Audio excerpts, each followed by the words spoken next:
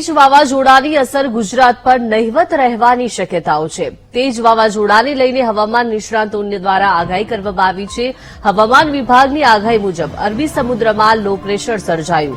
આવતીકાલે વાવાઝોડું ડિપ્રેશનમાં પરિવર્તિત થશે।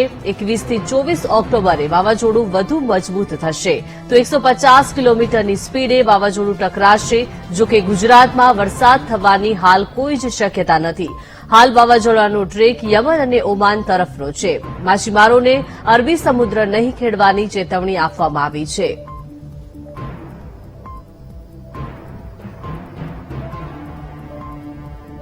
भारत के समुद्रों में 2 तूफान बनने की तैयारी दिखाई दे रही है, ऐसा लग रहा है। अभी देखते हैं आगे क्या होने वाला है।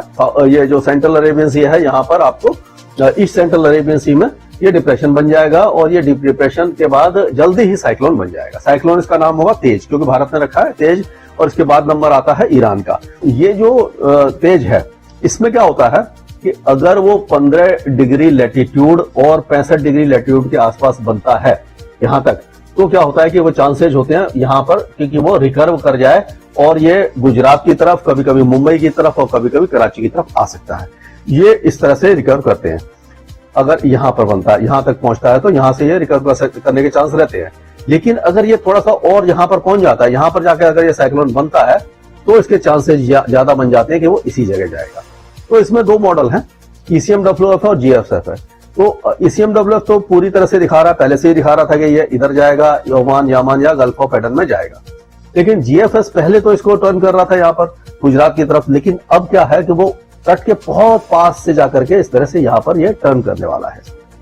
तो अगर ये काफी देर में टर्न होगा, तो आपको मालूम है कि हवाएं जब इस तरह से घूमेंगी तो उसको इतनी शार्प जो मोड़ नहीं मिल पाएगा, तो वो गुजरात या कराची की तरफ नहीं आएगा और ये इधर आते आते यहाँ पर ही जाकर के यानी कि आप कह सकते हैं कि उत्तर पश्चिमी अरब सागर पर ही जाकर के समाप्त हो जाएगा।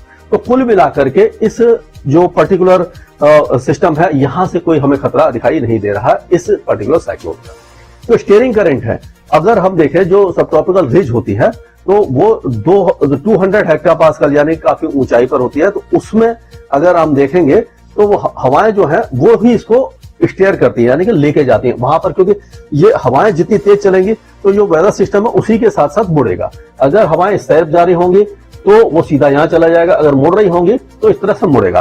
तो वो जो मॉडल इस समय दिखा रहे हैं वो इस तरह से दिखा रहे हैं कि हवाएं यूं घूम रही हैं, ये इस तरह से, ये रिज है और रिज के साथ साथ ये जाएगा। अगर ये यहीं पे चला जाता है, रिज यहाँ पे खत्म हो जाती है, तो ये ओमान और यमन की तरफ जाएगा। अगर ये रिज थोड़ा सा पहले आ जाती है, ये आगे का, क्योंकि अभी 4-5 दिन का समय है, तो उसमें अगर ये यहाँ आती है तो ये थोड़ा सा रिकर्व होकर के यहाँ पर आकर के खत्म हो जाएगा। तो कुल मिलाकर के कहने का मतलब ये है कि भारत के किसी भी तट को कोई खतरा इस साइक्लोन तेज के कारण नहीं होने वाला है।